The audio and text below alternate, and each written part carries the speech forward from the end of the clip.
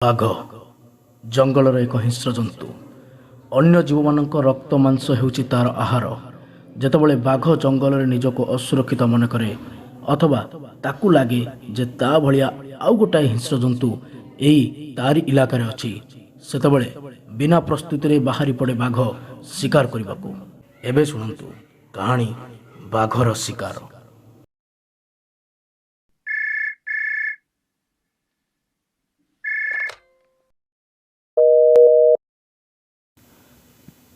ଦୀପୁ, ତୋର ଫୋନ୍ ଆସିଥିଲା। ତୁ ଆଜି ଶିକାରରୁ ଘରକୁ ଫେରିବୁ ବୋଲି ସେମାନଙ୍କ ପାଖରେ ଖବର ପହଞ୍ଚି ଯାଇଛି। କଥା ଶେଷ ନ କରି ଢୋକ ଗିଳିଦେଲେ ଶଶିରେଖା। ପୁଅ 7 ଦିନ ବଣ ଜଙ୍ଗଲରେ ଘୁରି ଘରକୁ ଫେରିଛି ବୋଲି ଅନ୍ୟ ଦିନ ଭଳି ତାଙ୍କ ମୁହଁ ଖୁସିରେ ଝଲମଲ ହେବା ପରିବର୍ତ୍ତେ ତାଙ୍କ ମୁହଁରେ ଥିଲା ଏକ ଅଜ୍ଞାତ ଭୟ। କିଏ ଫୋନ୍ କରିଥିଲା? କ'ଣ କହୁଥିଲା? ଶଶିରେଖା ଉତ୍ତର ଦେଲେ, ଆଜି ରାତିରେ ସେମାନେ ଆମ ଘର ଉପରକୁ ବମ୍ ପକାଇବେ, ବିସ୍ଫୋରଣ ଘଟାଇବେ।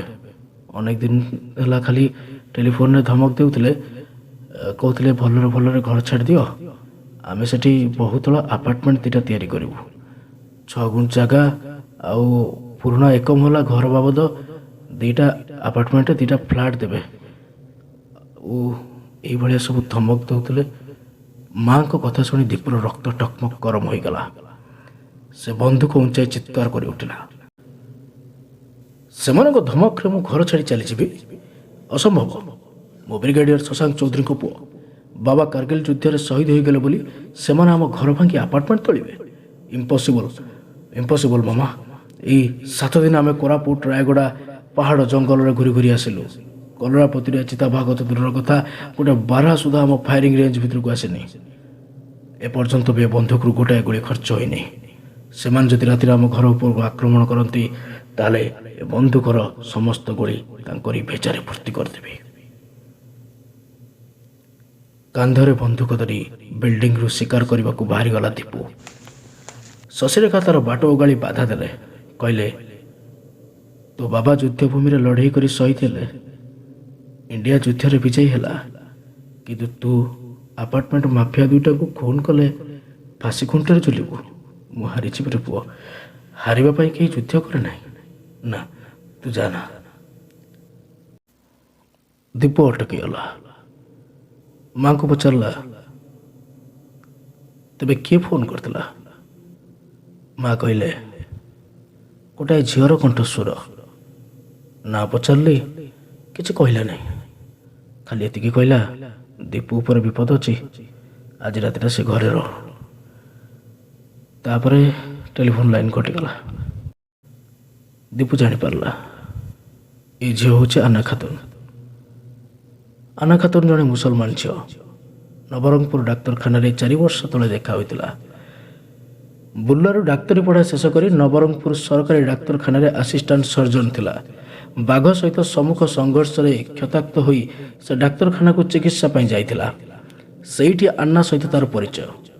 ବାଘ ସହିତ ହାତାହାତି ସଂଘର୍ଷର ରୋମାଞ୍ଚକର କାହାଣୀ ଶୁଣି ଆନ୍ନା ଖୁବ୍ ରୋମାଞ୍ଚିତ ହୋଇ ଉଠିଥିଲା। ତାକୁ ବାଘ ବାହାଦୁର ବୋଲି ସମ୍ବୋଧନ କରୁଥିଲା। ଗଢ଼ି ଉଠିଥିଲା 2 ଜଣଙ୍କ ଭିତରେ ଗୋଟାଏ ଉତ୍ତମ ବନ୍ଧୁତ୍ୱ। ଡାକ୍ତରଖାନାରୁ ଭଲ ହୋଇ ଫେରିଲା ବେଳେ ଆନାର ଆଖି ଛଳଛଳ ହୋଇ ଉଠିଥିଲା। ତା ପର ବର୍ଷ ଶିକାରରେ ଗଲାବେଳେ ମାଲକାନଗିରିରେ ଆନାକୁ ସେ ଖୋଜିଥିଲା। ତାର ଚାଚା କହିଲେ, ଭୁଲ ଔଷଧ ଦେଇ ନବରଙ୍ଗପୁରର ସୁଧଖର ମହାଜନ ରଙ୍ଗା ରେଡ୍ଡିକୁ ହତ୍ୟା କରିଥିବା ଅଭିଯୋଗରେ ପୋଲିସ ଆନା ନାମରେ ଜାମିନବିହୀନ ଗିରଫ ପରୱାନା ଜାରି କରିଥିଲା। ସେହିଦିନୁ ସେ ଫେରାର ହୋଇଯାଇଛି ଯେ ଆଉ ଘରକୁ ଫେରେ ନାହିଁ। ରଙ୍ଗା ରେଡ୍ଡି ଅବିଭକ୍ତ କୋରାପୁଟ ଜିଲ୍ଲାର ମସ୍ତ ବଡ଼ ମହାଜନ। ଘରବାଡ଼ି ବନ୍ଧା ରଖି ଚଢ଼ା ସୁଧରେ ଋଣ ଦିଏ। ଗରିବ ଆଦିବାସୀମାନେ ଋଣ ଶୁଝିପାରନ୍ତି ନାହିଁ। ସେମାନଙ୍କ ଘରବାଡ଼ି ରଙ୍ଗା ରେଡ୍ଡି ଦଖଲ କରିନିଏ। ଡାକ୍ତରଖାନାର ୱାଚମ୍ୟାନ୍ ସୁବଳ ମାଝୀ, ତାର ଘରଦ୍ୱାର ବୋଲି କିଛି ନାହିଁ, ରହୁଛି ହସ୍ପିଟାଲ କ୍ୱାର୍ଟର୍ସରେ। ବାହାଘର ବେଳେ ଝିଅ ବିଦା କରିବା ପାଇଁ 1000 ଟଙ୍କା ଋଣ ନେଇଥିଲା ରଙ୍ଗା ରେଡ୍ଡିଠାରୁ। ଋଣ ଟଙ୍କା ଶୁଝିବ ବୋଲି ପୁଅ ତାର ସ୍ତ୍ରୀକୁ ବାପ ପାଖରେ ଛାଡ଼ିଦେଇ ଦାଦନ ଖଟିବାକୁ ସୁରଟ ଚାଲି ଯାଇଥିଲା।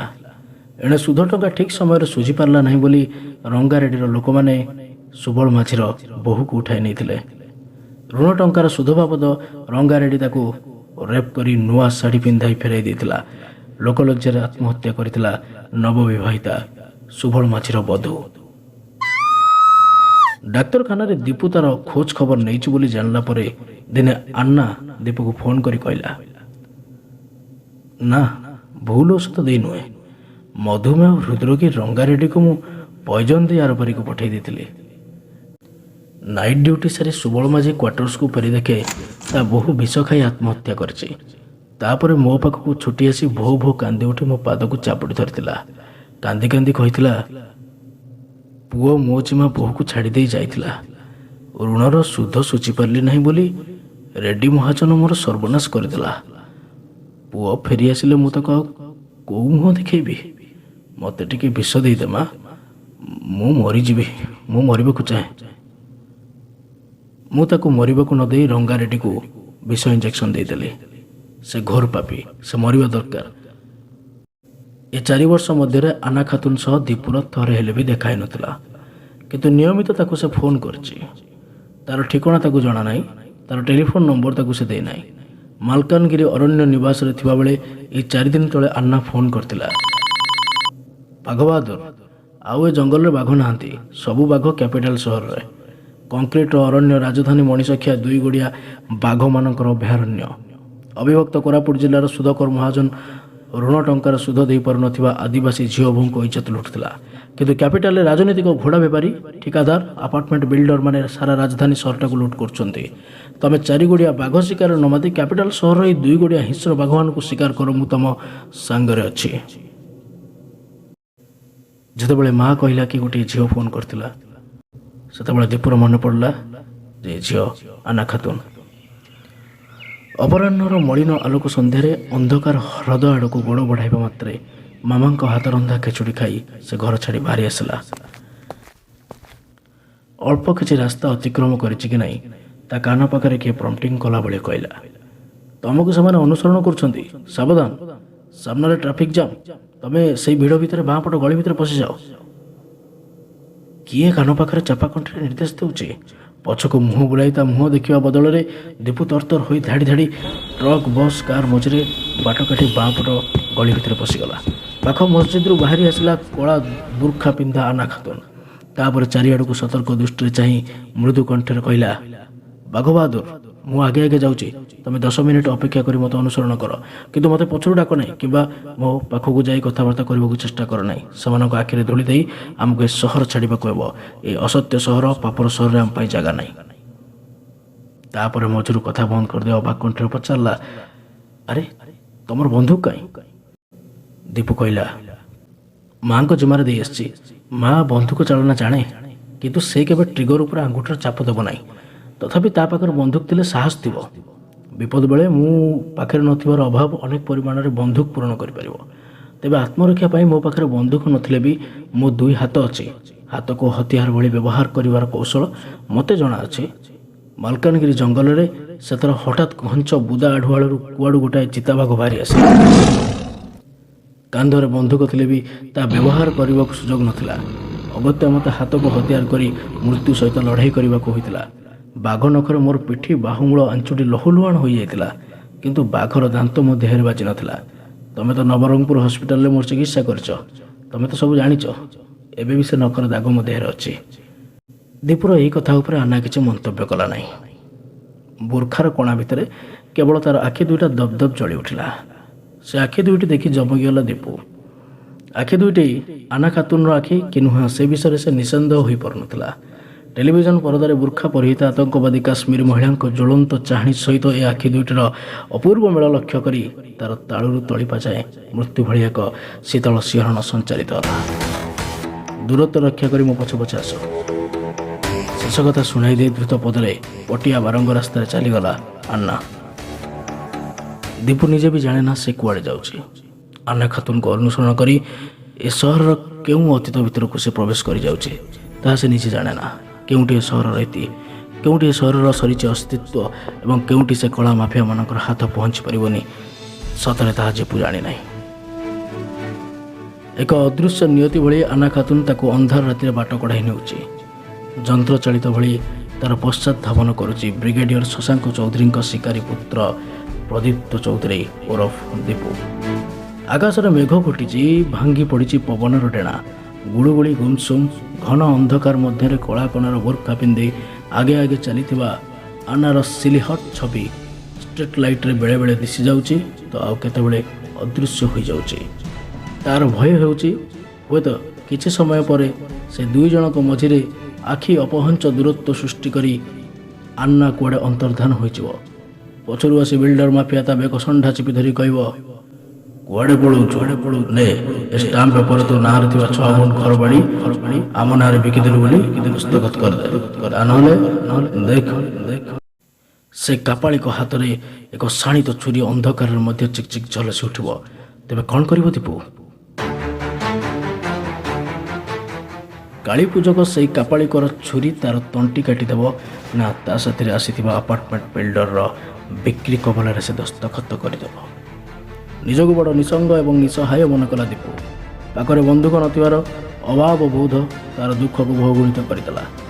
ବନ୍ଧୁକ ଭଳି ଆଉ କେହି ବନ୍ଧୁ ନାହିଁ। ବନ୍ଧୁକକୁ ମାମାଙ୍କ ପାଖରେ ଛାଡ଼ି ଆସିବାଟା ତାର ଠିକ୍ ହୋଇଛି କି ନାହିଁ ସେ ମନେ ମନେ ତର୍କ କରୁ କରୁ ହଠାତ୍ ପାଟିତୁଣ୍ଡ ଆରମ୍ଭ ହେଲା। ଆଗପଟୁ ଶହ ଶହ ଲୋକ ସୁନାମିର ସମୁଦ୍ର ଜଳ ଭଳି ତା ଆଡ଼କୁ ମାଡ଼ି ଆସୁଥିଲେ। କ'ଣ ହୋଇଛି? କ'ଣ ପାଇଁ ଆପଣମାନେ ଆଗକୁ ନ ଯାଇ ପଛକୁ ମାଡ଼ି ଆସୁଛନ୍ତି? ନନ୍ଦନକାନନର ବାଘମାନେ ଫାଟକ ଭାଙ୍ଗି ରାଜଧାନୀ ସହର ଆଡ଼କୁ ମାଡ଼ି ଆସୁଛନ୍ତି। ଭୋକିଲା ବାଘ, ସେମାନଙ୍କୁ ବୋଧେ ଦରକାର ମୁତାବକ ଖାଇବାକୁ ଦିଆଯାଉ ନାହିଁ। ଯିଏ ସାମ୍ନାରେ ପଡ଼ୁଛି ତାକୁ ଖାଇ ଦେଉଛନ୍ତି। 3-4 ଜଣଙ୍କର ମୁଣ୍ଡ ଗଡ଼ିଲାଣି। ଆସ, ପଳେଇ ଆସ, ନହେଲେ ସେମାନେ ଖାଇଯିବେ। ନନ୍ଦନକାନନ ତଥାପି ଆହୁରି ଅନେକ ଦୂରରେ ଅଛି। ଦେଖାଯାଉଛି କେତେଟା ନିଆଁ ହୁଳା ରାସ୍ତା ସାରା ପଡ଼ି ରହିଛି। ସ୍କୁଟର, ସାଇକେଲ, ଚପଲ, ବ୍ୟାଗ୍ ସବୁ ଛାଡ଼ି ଛୁଡ଼ି ବାଘ ମୁହଁରୁ ବଞ୍ଚିବା ପାଇଁ ଯିଏ ଯୁଆଡ଼େ ପାରୁଛି ସିଆଡ଼େ ଦୌଡ଼ୁଛି। କେତେଟା ବାଘ ବାଡ଼ ଭାଙ୍ଗି ପଳାଇ ଆସିଛନ୍ତି କେହି କହିପାରୁନାହାନ୍ତି। ସମସ୍ତେ ପଛକୁ ଫେରିଲା ବେଳେ ଏକାକୀ ଆଗକୁ ମାଡ଼ି ଯାଉଛି ଦୀପୁ। ପାଖରେ ତାର ନାହିଁ ବନ୍ଧୁକ, କିନ୍ତୁ ତାର ବାଘକୁ ମଧ୍ୟ ଭୟ ନାହିଁ। କିନ୍ତୁ ସେ ବେଶୀ ଦୂର ଆଗକୁ ଯାଇପାରିଲା ନାହିଁ। ଆଗପଟୁ ମାଡ଼ି ଆସି ଆନ୍ନା ଖାତୁନ ତା ହାତ ଧରି ଅଟକାଇ ଦେଲା। କହିଲା, ବାଘ ବାହାଦୁର, ହାତାହାତି ବାଘ ସାଙ୍ଗରେ ଲଢ଼ିବା ପାଇଁ ଆଗକୁ ଯିବା ଦରକାର ନାହିଁ। ଗୋଟିଏ ବାଘ ନୁହଁ, ପଲ ପଲ ବାଘ, ଧଳା ଆଉ ହଳଦିଆ ରଙ୍ଗର ବାଘ, ଶୃଙ୍ଖଳ ଛିଣ୍ଡା ସ୍ୱାଧୀନ ବାଘ, କ୍ଷୁଧିତ ବାଘ, ଭୋକିଲା ବାଘ। ଏ ରାଜଧାନୀ ସହରର ସବୁ 2 ଗୋଡ଼ିଆ ନକଲି ବାଘମାନଙ୍କୁ ଭୋଜନ କରିବା ପାଇଁ ସେମାନେ ହେଣ୍ଟାଳ ଛାଡ଼ୁଛନ୍ତି। ସେମାନଙ୍କୁ ପଥରୋଧ କରିବା ପାଇଁ ଅଯଥା ତୁମେ କାହିଁକି ହତିଆର ହୋଇ ଠିଆ ହେଉଛ? ସେମାନଙ୍କୁ ଆସିବାକୁ ଦିଅ। ଦୀପୁ ପଚାରିଲା, କିନ୍ତୁ ଆମେ କୁଆଡ଼େ ଯିବା? ଆନ୍ନା କହିଲା, ବଞ୍ଚିବାର ଅନେକ ରାସ୍ତା ଅଛି। ଏହି ଗଳି ରାସ୍ତା ଭିତରେ ବାଘର ମୁଣ୍ଡ ଗଳେ ନାହିଁ। ଆମେ କିନ୍ତୁ ଗଳିଯିବା, ଆସ। ଦୀପୁର ହାତ ଧରି ଟାଣି ନେଲା ଆନ୍ନା। ଅନ୍ଧକାରରେ ଜଳି ଉଠୁଥାଏ ବାଘମାନଙ୍କର ଆଖି। ଶୁଣାଯାଉଥାଏ ବାଘର ଘୋ ଘୋ ଗର୍ଜନ। ହେଣ୍ଟାଳ ଛାଡ଼ି ସାରା ସହରକୁ ପ୍ରକମ୍ପିତ କରୁଥାନ୍ତି ବାଘମାନେ।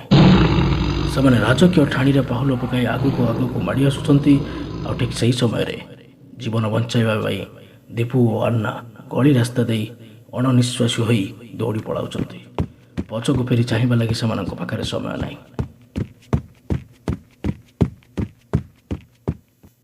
ଏତେବେଳକୁ ଦୀପୁ ଉପଲବ୍ଧି କରିସାରିଥିଲା ଯେ ବାଘମାନେ ହିଂସ୍ରତାର ଚରମ ସୀମାରେ ପହଞ୍ଚିଥିବା ଏ ସହରୀ ମଣିଷମାନଙ୍କର ହିଁ ଶିକାର କରିବାକୁ ଆସିଛନ୍ତି।